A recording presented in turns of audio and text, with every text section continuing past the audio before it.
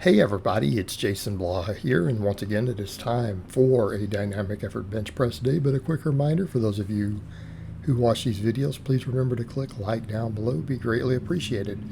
Alright guys, so let's get over to the training. So we did speed bench today against bands. Everything was pretty light intentionally. And you guys are going to see a theme here with a lot of this for upper body stuff for the most part. I come in, I do a few quality sets. It's either going to be speed benching, max effort benching. Then we go into supplemental pressing, back work, and then everything else tends to be smaller exercises at the moment. And the reason for that is I'm really trying to maximize upper body development at the moment. And we know that we build the basing of our benching from heavy pressing, heavy rows, right? This is understood. But maximizing lean body mass in the upper body really is the key to benching. And I know there's going to be people who argue with me on this. The evidence overwhelming in my support here. There's very large amounts of data on it at this point, and you're just going to look like an ass if you argue against it. Sorry, that's just a reality. And again, really high specificity benchers, best of luck to you guys. You get to my age. I wish you good luck. So this stuff has been working for the most part. My bench has been coming up. So instead of incline today, because I'm going to definitely always do incline, I think, on max effort days, it does really stretch my shoulders quite a bit, though, and my upper chest sometimes. I get a little bit more DOMs from it than I might care for.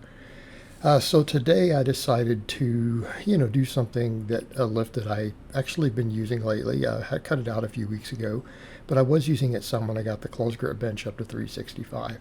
So I know that it works very well for me, and I think particularly this is going to be good now that I'm benching a little wider again. I think this is going to be particularly good. Let's take the McDonald bar, also known as a cambered bench bar. And I did a couple sets of 10. Now, I don't feel that I need to do always a lot of pressing volume on the dynamic days, because the dynamic work really seems like it takes a lot out of me in a way, right? Because of the multiple sets with maximum force exertion. I get more fatigue from that than I do from max effort bench day. So I just want to come in and get some chest stimulus, because everything else is going to be about delts, triceps, upper back, all of that. So after speed benching, I did 2 sets of these, and these are a PR. This is the heaviest weight I have ever handled on that bar, is to do 225. Did 2 sets of 10, and called it a day. I obviously do more pressing volume on max effort day, because I come in and you hit a max, it doesn't take that much out of you. It really doesn't once you're used to it. It just becomes another set. So I find it less fatiguing than speed benching. But, and you guys recall, I did flat bench and incline bench all with paused afterwards. So I want to break it up just a little bit to avoid overuse. So that's what I did today. And I like the movement, and I can alternate between that and incline benching quite a bit. I feel like they both bring a lot to the table, but I felt like today, because I wanted to do a ton of shoulder work, I didn't need to fixate so much on the incline, because my front delts got a ton of volume today. They got a ton of volume, and that's the real reason we incline, right? It's to build our front delts. It's what it's great at. Builds the chest in a similar amount that the flat bench does, with a slight bias towards the upper chest versus the lower, with a very slight bias, very mild. Okay, people have these weird ideas that their upper chest is going to grow twice as fast from incline. Well, that's not really. It literally might be that your lower chest grows something like 5% slower, your upper chest 5% faster. Don't quote me on those numbers. It's probably something in that range, because they both work the entire chest. But the McDonald bar really puts about the deepest stretch you could possibly get on your pecs. And I mean, that stretch is crazy. And I do like the incline, because for this, it does kind of the same thing. So that was the idea. All right, for rowing, I think I don't want to row as much on lower body days. So I'm like, look, let me get 6 quality sets in, 2 different movements on upper days. And then I decided to do some hammer curls also to make sure my grip and forearms and biceps get plenty of stimulus. So we did 3 sets of 1 arm dumbbell rows, 3 sets of the inverted rows with the axle bar. And these are so difficult. My grip gives out. But I still feel tons of rear delt and lat when I do these. So it's still working everything. Because keep in mind, guys, my grip is way above average. All right, the average guy who goes to the gym is not going to hang with me on grip. In fact, I've had guys try to do these with the fat bar and they can't even hold on for 2 reps, weighing less than me. But I do want to keep the grip strength up. But I feel like as far as the rows I do, those two bring the most to the table in terms of grip training. So it's kind of what I'm using because I feel like my back development's great. I'm not worried about it. And those will continue to build it. But I do like the grip and forearm that I get from those 2 exercises considerably, which I think is going to be more important for my deadlift moving forward. All right, so what we did today, we did all 3 basic movement patterns of the belts with dumbbells. And then obviously I supersetted those with my band press downs, okay? Because I ended up doing like 11 sets of these for 30 plus reps. And you guys know why I do the band press downs. We discuss it ad nauseum. They blew my closed grip benching up, which also seems to carry over to my lockout on the wider grip benching. And so really we need delts to get us out of the bottom. Because my lockout I think is going to be so good at this point on the wider grip benching because I'm still technically stronger on the closed grip as far as the best maxes I've hit. All right, there's a 10-pound difference at this point in this training phase. But I know the wide grip will come up if I can get the delt stronger. Because what drives you out of the bottom? What gives you the first couple inches on a flat bench with a wider grip? Your delts, right? Your delts. And then pecs, start to become important shortly thereafter. So if I can keep the shoulders growing, I think we'll be in a good position there. So I had someone bring that up too. They're like, why are you doing front delts? So why are you doing delt exercises if you don't care about orthotics? Well, because I don't care about being beautiful. Doesn't mean I don't want to be jacked as fuck. Doesn't mean I don't want to be cock diesel. I just don't want to be pretty. Understand the difference, guys? It's a big difference. I want to get stacked. All right, come back over to that point about muscle mass. It's the biggest muscle in the upper body, the delts. And it's by a significant amount. So, if I really want my upper body to be stacked, considering how thick my torso gets, because of my rib cage and shoulder size, really delts and triceps. That's going to be the name of the game, delts and triceps. Which is why we do band press downs. My triceps get more work than just about anything else. They're an ultra high priority. They have been prioritized in my training for a few months now, and I've gotten a lot bigger. Delts need to have a similar amount of love. But I want to work them from all angles, and that's kind of the point. A few sets of each angle. I'm not coming in and doing massive volumes at just one angle. Now, my front delts, rear delts, all that, they all get worked quite a bit from the pressing and pulling.